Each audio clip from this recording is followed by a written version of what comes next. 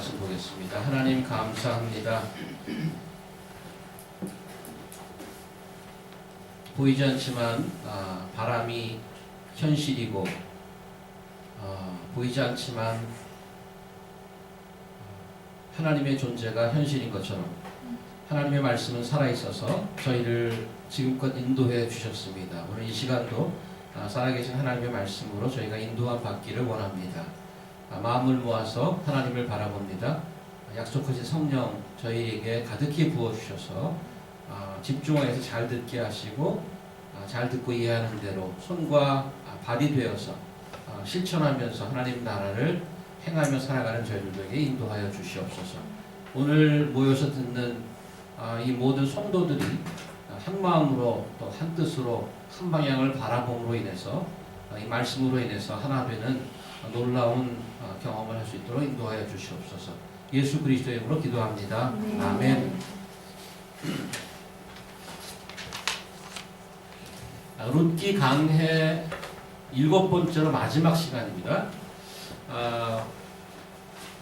중간에 많이 빼신 분들은 괜찮습니다.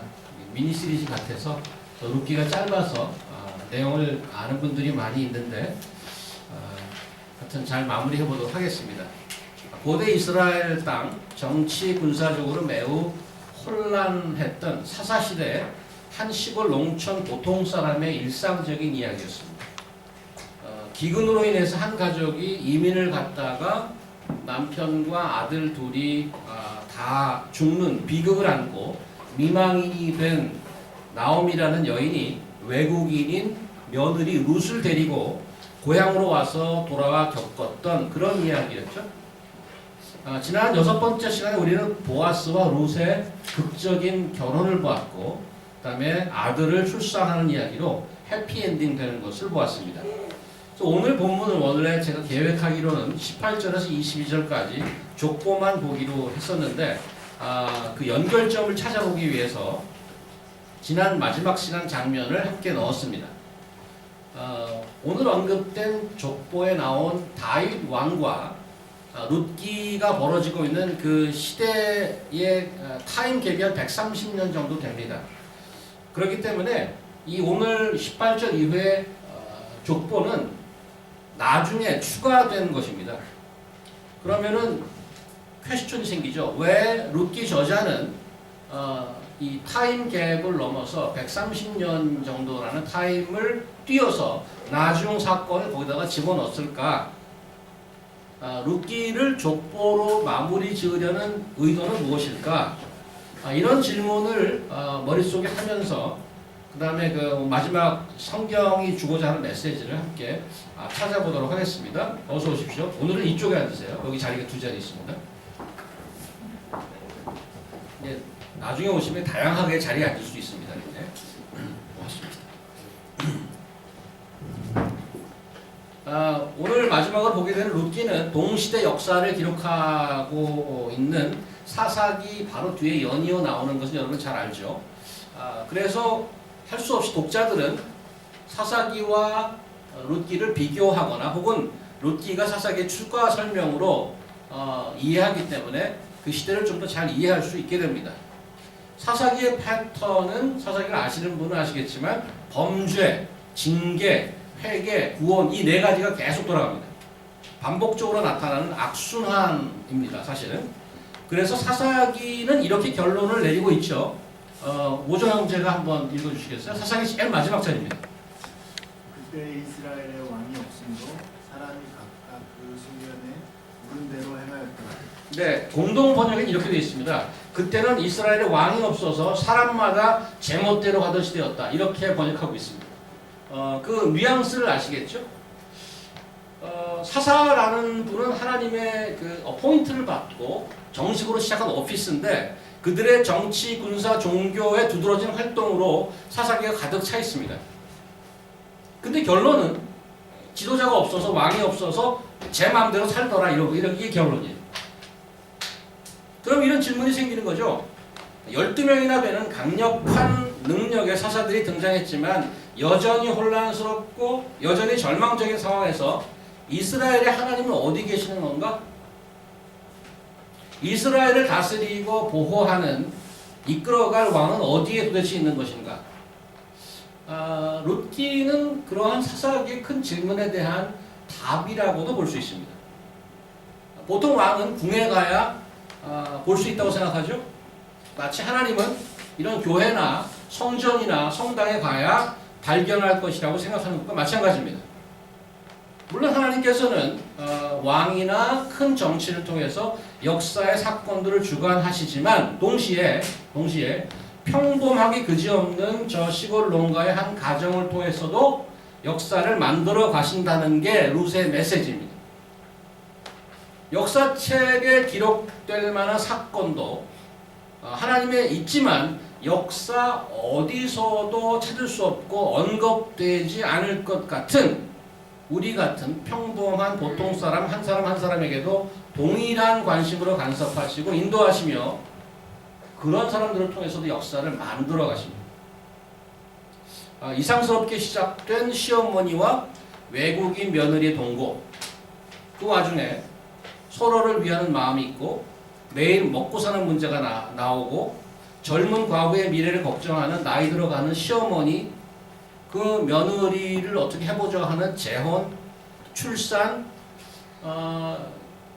룻기에 나오는 그런 이야기들이 요즘에도 우리가 볼 수 있는 아침 드라마 주제 같은 그런 것들이 나온단 말이죠.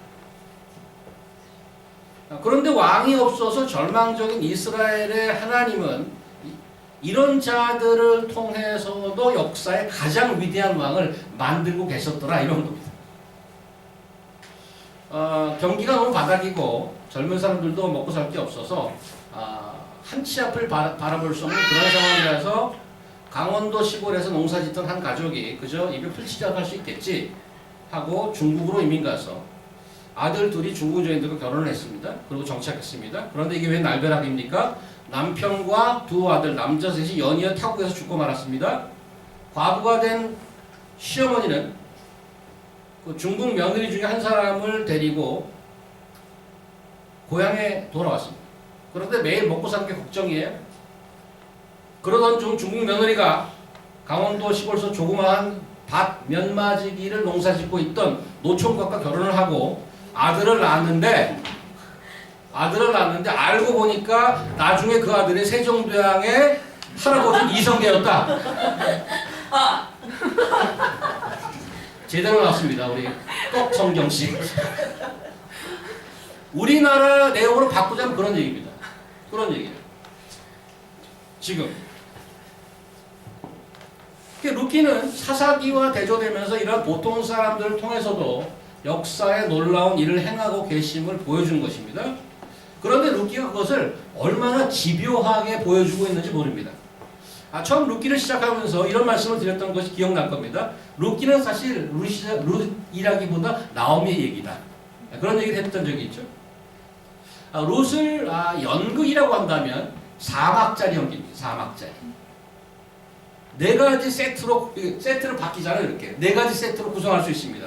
1막은 모압에 내려갔다가 베들레헴으로 돌아오는 장면이겠고, 막이 바뀌어서 2막은 이삭을 주우러 나간 룻의 보리밭에서 일하는 룻의 장면이고, 3막은 룻이 타작마당 보아스 침실에 들어가서 프로포즈하는 장면이겠고, 마지막 4막은 오늘 그 내용처럼 보아스와 룻의 결혼과 출산 장면입니다.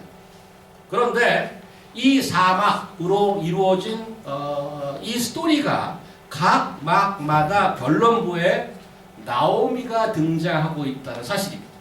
확인해 볼까요? 1장 뒷부분 한번 가보십시다. 건수 형제께서 한번 읽어주세요. 1장 마지막. 나오미가 그들에게 이르되 나를 나오미라 칭하지 말고 마라라 칭하라. 있는 자가 나를 심히 괴롭게 하셨습니다. 내가 풍족하게 나갔더니 여호와께서 나로 기어 들어오게 하셨느니라. 여호와께서 나를 징벌하셨고 있는 자가 나를 괴롭게 하셨군요. 너희가 어찌 나를 나오미라 칭하느냐. 나오미가 모압 지방에서 그 자부 모압 여인들과 함께 돌아왔는데 그들이 우리 추수 시작할 때 베들레헴에 이르렀다. 절망과 좌절로 고향 베들레헴에 돌아온 그 나오미의 힘든 모습이 기록되어 있습니다. 2장에 가면 아까 얘기했습니다만 이제 먹고 사는 문제이기 때문에 룻이 보리밭에 나가는 그런 장면이 쭉 나오는데 그 결론 부분을 이렇게 성경은 소개하고 있습니다. 해선자매님 한번 읽으십시오. 2장. 시모가 그에게 이르되 오늘 어디서 주었느냐 어디서 일을 하였느냐 너를 돌아본 자에게 복이 있기를 원하노라. 룻이 누구에게서 일한 것을 시모에게 알게 하여 가로되 오늘 일하게 한 사람의 이름은 보았으니이다. 나오미가 자부에게 이르되 여호와의 복이 그에게 있기를 원하노라. 그가 생존한 자와 사망한 자에게 은혜 베풀기를 그치지 아니하노라. 나오미가 또 그에게 이르되 그 사람은 우리의 근족이니 우리의 기업을 물을 자 중 하나이니라. 고향으로 돌아온 데이 1부터 첫날부터 걱정해야 되는 것이 먹고 사는 문제. 롯이 나가서 이삭을 줘서 먹고 살기로 하고 첫날 나갔는데 한 40km 걷어왔어요. 은혜를 받아서. 그런데 그런 매일의 의식주 문제를 해결받고 해결만 받은 게 넘치도록 해결받았잖아요. 그래서 여기 보면은 나오미 얼굴이 이게 확 편 것 같습니다. 느낌이. 1장과 상당히 비교되지 않습니까? 먹고 사는 게 해결이 되고 나면 사실은 얘가 이렇게 평생 나랑 이렇게 살아도 되나? 맨날 보리구상만 잡고 죽고 살아도 되겠나? 젊은 그 며느리를 걱정하는 거예요. 3장에 가면 그래서 시어머니 나오미가 룻을 재혼시키려고 어떻게 해보려고 작전을 짜고 그렇게 실천하고 다 하고 나서 3장 3막의 마지막 부분에 이렇게 나옵니다. 현아자매. 룻이 시므에게 이르니 그가 가로되 내 딸을 어떻게 되었느냐. 룻이 그 사람의 자기에게 행한 것을 다 고하고 가로되 그가 내게 이 보리를 6번 되어 주며 이르기를 빈손으로 내 시므에게 가지 말라 하더이다. 이에 시므가 이르되 내 딸아 이 사건이 어떻게 되는 것을 알기까지 가만히 앉아 있으라. 그 사람은 오늘날 이 일을 성취하려는 쉬지 아니하리라. 네. 산막에 룻이 가서 밤에 타작마당에 보아스의 침실에 들어가서 깜짝 놀란 보아스에게 당신이 우리 귀여운 물을 자입니다. 이 가족의 대를 잇게 하셔야 됩니다 하고 프로포즈를 하죠. 그러고 나서 보고하는 장면에 시어머니가 다시 등장합니다. 나오미가.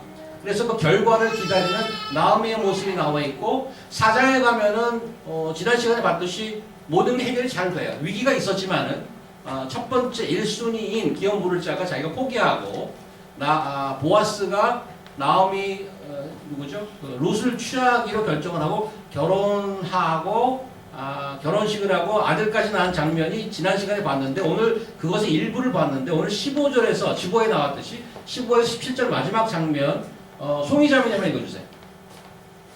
내 생각을 회복자며 내 몸을 공양자라 곧 너를 사랑하며 일곱아들 분담이한 전과 나오는도다.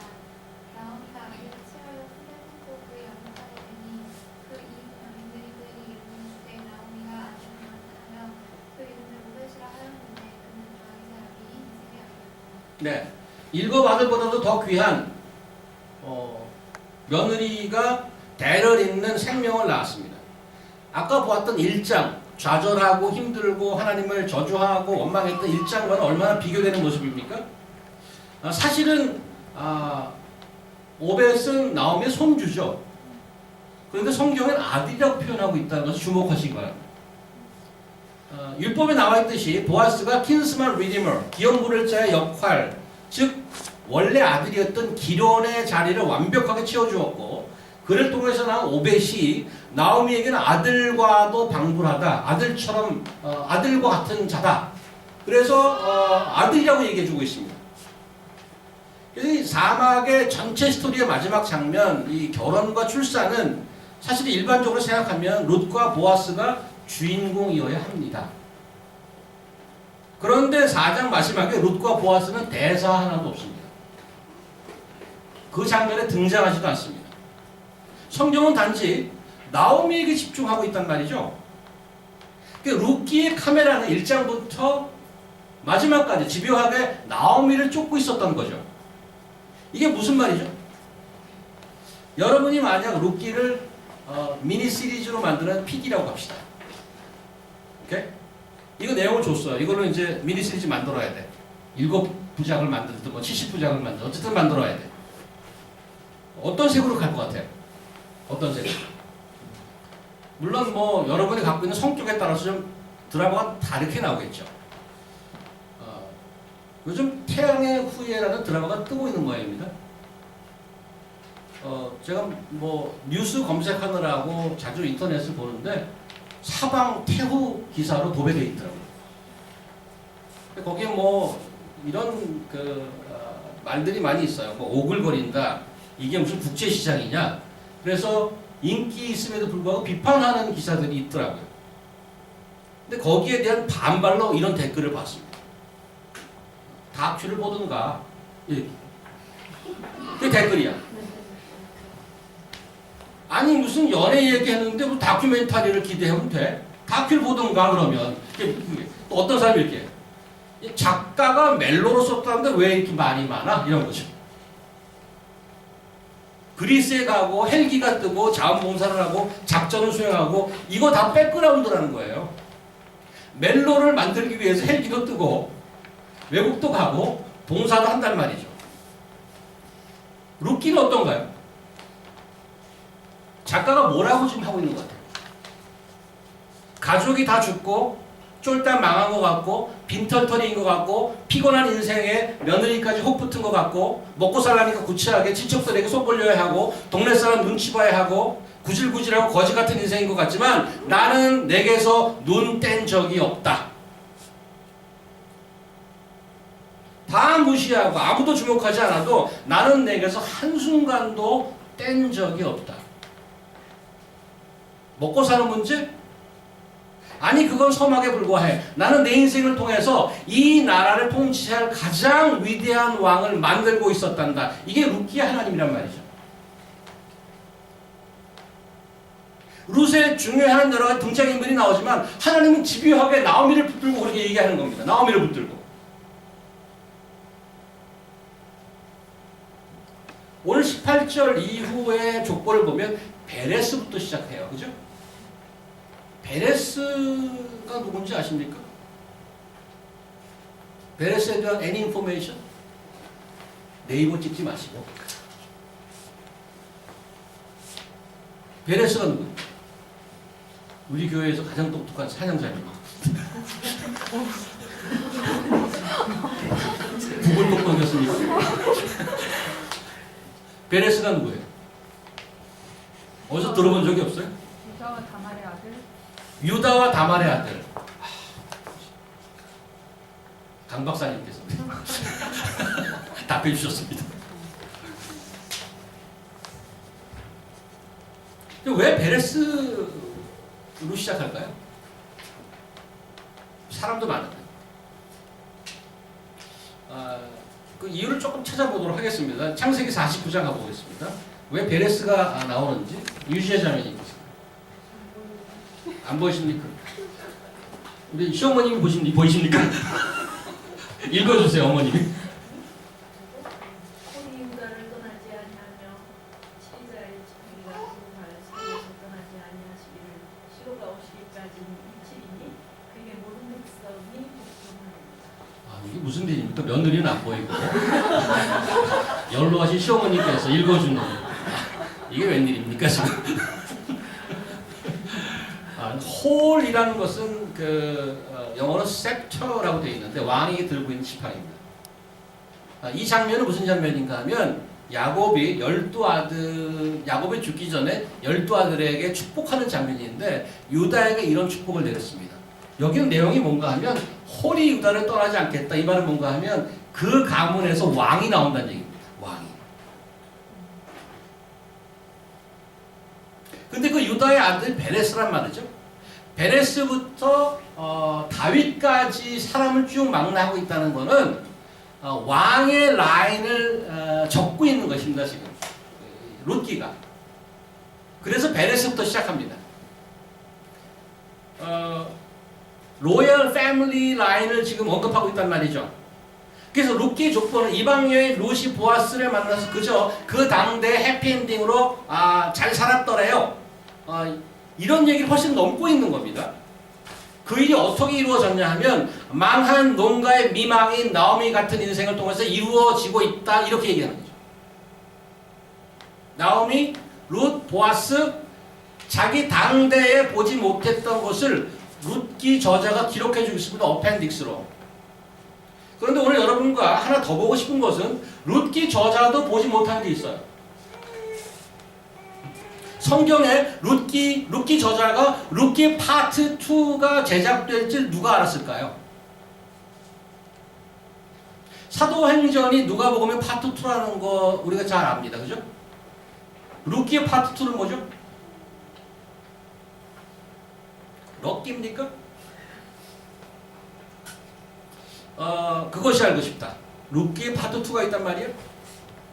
마태복음 가보겠습니다. 마태복음 1장 우리 민우 형제가 1절부터 6절까지만 먼저 읽어주십시오. 아브라함과 다윗의 자손 예수 그리스도의 세계라. 아브라함이 이삭을 낳고 이삭은 야곱을 낳고 야곱은 유다와 그의 형제를 낳고 유다는 다말에게서 베레스와 세라를 낳고 베레스는 헤스론을 낳고 헤스론은 람을 낳고 람은 아미나답을 낳고 아미나답은 나손을 낳고 나손은 살몬을 낳고 살몬은 나합에게서 보아스를 낳고 보아스는 루색에서 오벳을 낳고 오벳은 이새를 낳고 이새는 다윗 왕을 낳았다. 여기까지. 누가 누구를 낳고 쭉 가는데 보통 엄마를 언급하지 않습니다. 그런데 세 사람 언급되어 있습니다. 누구에게서 뭐를 낳고 뭔가 의도성이 있는 거죠. 누가 누구를 낳고 쭉 가다가 엄마를 다 얘기 안 하는데 꼭 세 사람만 엄마를 언급하고 있어요. 그 세 엄마가 누구죠? 세 여인이 다말과 라합과 롯입니다. 이들이 누구예요? 아까 베레스를 낳았던 다말은 사실은 유다의 부인이 아니고 유다의 며느리였습니다. 성경을 보면 우리 표현으로 엽기입니다. 그런 기록이 깜짝 충격적 기록이 얼마나 많은지 몰라요. 유다의 첫 아들 엘의 아내가 다말이었습니다. 원래 유다의 장남이 있는데 엘이라는 장남이 있었는데 죽었어요. 그래서 그 옛날 풍습 또 율법에 따라서 그 동생이 형수를 취해서 대를 이어야 되는데 그 동생 오난이라는 자가 그것을 거부했습니다. 시크릿리 거부했습니다. 그래서 그도 죽었어요. 그래서 다말은 대를 잇지 못하고 과부가 된 거죠. 그 시아버지가 너 힘들지 그 집에 친정에 가 있어라고 친정에 가 있었어요. 그런데 사실은 그 오난의 동생이 또 있었어요. 그 오난의 동생에 들어갈 수 있는데 유다는 까맣게 있고 자기가 아들 둘 잃은 것이 힘들어서 어디선가 부인에게 위로받아야 되는데 부인에게 위로 못 받고 홍둔가로 갔어요. 홍둔가로. 참 별로 안 좋은 거죠. 그죠? 힘든 거 있으면 와이프한테 얘기해야죠. 딴 데 가서 위로를 받겠습니까? 근데 그런 게 성경에 기록도 있어요. 근데 그 시아버지의 동선을 파악한 며느리 다말이 이렇게 있다가는 나는 대도 못 잇고 젊은 과부로 늙어 죽겠다. 그래서 홍등가에 잠입해 들어갑니다. 시아버지가 들어오는 그 방에 자기가 들어가서 창녀로 변장해서 관계를 갖죠. 거기서 나온 아들이 베레스란 말이에요. 이게 얼마나 역깁니까? 시아버지와 며느리 사이에 난 자가 베레스였고 그가 왕의 라인이 되는 유다의 자손이었습니다. 그런데 성경은 유다가 낳은 베레스의 어머니가 바로 그 며느리였던 다말이라고 콕 찍어서 얘기한단 말이죠. 보아스의 모친으로 나오는 지금 마태복음에 나오는 라합은 누구죠?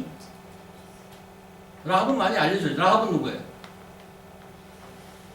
여호수아서에서 여호수아가 뭐죠? 그 가나안 땅에 들어갈 때 여리고 성 주변에서 몸을 팔던 창녀입니다. 가나안 창녀죠.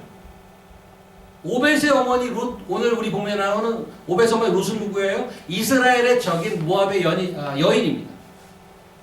이 세 사람이 언급되어 있어요. 다말과 라합과 룻입니다. 사실 룻은 재혼에서 만난 나오미가 시어머니지만은 재혼에서 만난 보아스의 어머니인 룻도 시어머니죠. 그래서 시어머니가 둘인 거예요. 나오미와 누구예요? 나오미가 누구죠? 라합. 말하다가 중간에 잊어먹어요. 나이가 들어간다는 얘기죠. 깜빡깜빡.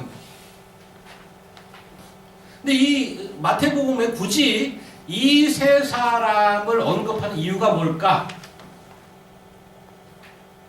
며느리와 시아버지와 해서 난 그 며느리, 또 이방의 창녀, 또 이방의 여인, 이런 사람을 굳이 쓰는 이유가 뭘까?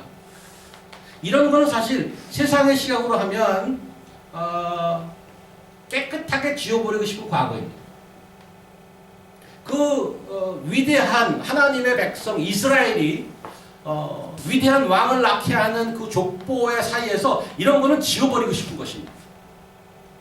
인간이 실패하고 실망하고 숨기고 싶어하고 지우고 싶어하고 이런 인간의 추하고 못나고 절망스러운 실패의 와중에 하나님이 그런 와중에 일하신다고 말하는 겁니다. 왜 그렇게 일하시죠? 하나님은 약속을 지키는 신실한 하나님이시기 때문에 성경이 이런 실패를 롤모델로 삼고 따라가라고 권장하는 게 아니고 우리의 실패와 절망이 끝이 아니라고 얘기하는 겁니다. 우리의 치부를 알고 덮고 뛰어넘는 하나님이 계시기에 거기에 우리의 소망이 있는 것이죠.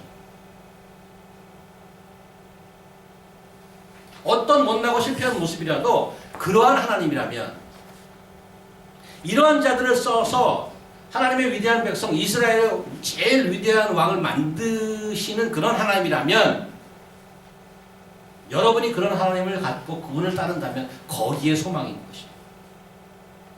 마태복음 이 루키 파트 2라는 이유가 뭐죠? 결국 아브라함에서 시작한 다윗 왕조가 궁극적으로 어디에서 성취되기 때문에 찬양자매님 16절 읽어보세요. 야곱은 마리아의 남편 요셉을 낳았으니 마리아에게서 그리스도라 칭하는 예수가 나시니라. 그런즉 모든 대수가 아브라함부터 다윗까지 14대요 다윗부터 바벨론으로 이거할 때까지 14대요 바벨론으로부터 이거한 후부터 그리스도까지 14대더라. 하나님은 룻의 아들 오벳을 통해서 이스라엘의 가장 위대한 왕 다윗만 준비하고 계셨던 게 아니었던 거죠. 룻의 저자가 못 봤던 것. 그 룻의 라인을 통해서 계속해서 만국의 왕이신 우리가 지금 21세기 이 시간 맨하탄에서도 주라고 고백하고 왕이라고 고백하는 우리를 이 자리에 있게 하신 모든 근거이신 예수 그리스도 만왕의 왕 그분을 준비하고 계셨단 말이에요.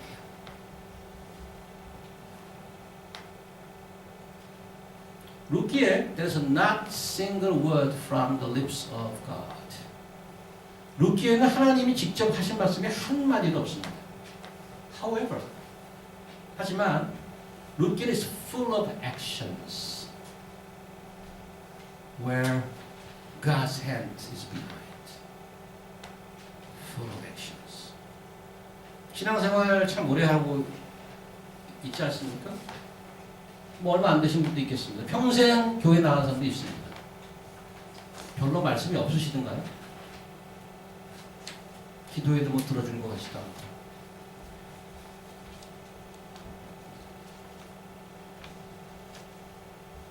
한번 꼼꼼하게 잘 둘러보시기 바랍니다. 나의 일상과 나의 직장과 내 주위에 누가 있고 그 교회에 동료가 있고 친구가 있고 하나님의 손길과 간섭함이 닿지 않는 곳이 어디 있나? 아까도 보셨습니다만 나오미는 고향으로 돌아오면서 절망했습니다. 하나님을 원망했습니다. 한치 앞을 내다볼 수 없었죠. 그런데 그 인생이 얼마나 축복된 인생이었는가를 룻과 보아스의 인생을 통해서 경험했습니다. 루시나 보아스나 나오미는 멋진 해피엔딩으로 복된 인생을 살았지만은 그들이 오벳, 손주임의 아들이었던 오벳을 통해서 어떠한 일이 벌어졌을지 못 보았습니다. 알지 못했습니다. 그래서 룻기 저자는 베들레헴 시골 한 가정의 역사가 거기서 끝나지 않은 것을 족보를 마지막으로 붙여놓고 보여주신 것입니다. 웃고 울고 때론 좌절하고 다시 일어나고 하는 평범한 한 가족을 통해서 나라를 통치하는 왕이 나오고 있는 놀라운 역사를 소박하게 담담하게 기록해주고 있습니다. 그런데 룻기 저자가 또한 보지 못한 것이 있지 않습니까? 다윗 왕이라는 분이 이스라엘 역사의 피크가 아니라 still not yet. 훗날 예루살렘의 세리 마태는 아브라함과 다윗을 넘어서 온 인류를 구원하는 메시아 탄생을 또박또박 기록해주고 있습니다. 어떤 과정을 통해서? 다말 같은 여인을 통해서, 룻 같은 여인을 통해서, 라합 같은 여인을 통해서, 세상 누구도 기록하고 남고 싶지 않은, 다 지우고 싶어하는 그런 과거, 실패하고 못난 과거, 못난 인간의 모습 속에서 하나님의 은혜가 다 뚫고 그 실패를 딛고 일어서는 것입니다. 유리의 실패와 절망이 하나님의 신실함을 흔들 수 없습니다. 아니 오히려 여러분과 저의 못남과 여러분과 저의 실패가 하나님이 일하시는 시점, 시작의 출발점이었습니다. 21세기 뉴욕 마나탄, 우리는 인생을 20년, 30년, 40년 살아오고 있습니다. 지금껏 살아온 것 경험해서 압니다.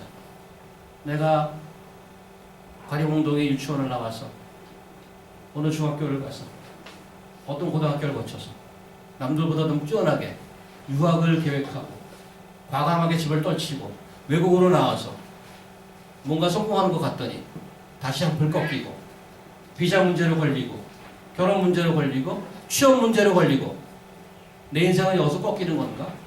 그렇게 살아왔습니다. 앞으로 어떻게 될까요? 앞으로 어떻게 드라마가 펼쳐질까요? 아직 얘기가 끝나지 않았죠. 앞으로 우리가 살아가야 할 날들이 남아 있습니다. 자신 있으십니까? 별로 해놓은 게 없어서 불안하세요? 미국이 아니면 안 될 것 같습니까? 결혼이 안 되면 실패한 인생인가요? 못나고 이기적이고 무능력해서 출구가 안 보이시나요? 여러분과 저를 지어내시고 우리를 이 자리까지 끌고 오신 하나님께서는 한 번도 그 눈을 여러분과 저에서 뗀 적이 없습니다.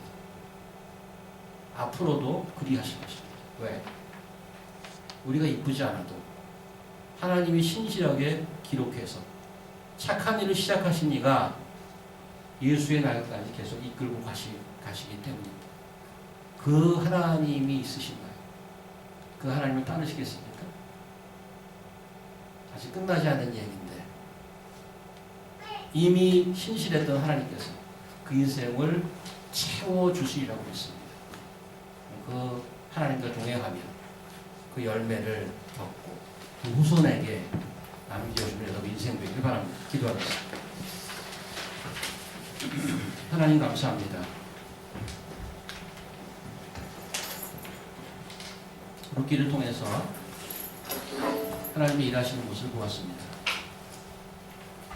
옛날 얘기도 옛날 얘기지만 동일한 하나님께서 지금도 살아계시기 때문에 저희를 향한 하나님의 메시지임을 믿습니다. 눈을 떼지 않으시는 하나님의 바라보시는 모습을 따라서 오늘도 묵묵히 한걸음씩 쫓아가는 저희에게 도와주시옵소서. 그래서 이 세상을 다스리는 왕을 역사 속에서 내셨듯이 하나님의 자녀를 불러주신 저희를 통해서 하나님의 나라가 세워지고 이 세상을 통치하는 그런 역사를 겪고 경험하고 놀라고 감사하고 찬양하는 저희들 되게 도와주시옵소서. 예수님 이름으로 기도합니다. 아멘.